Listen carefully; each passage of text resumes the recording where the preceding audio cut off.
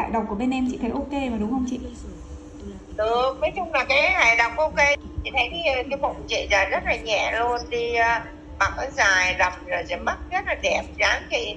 Có 2 năm nay chị ăn theo cái chế độ ăn như em chị ra đó, cái bụng của chị nó xẹp hẳn lên.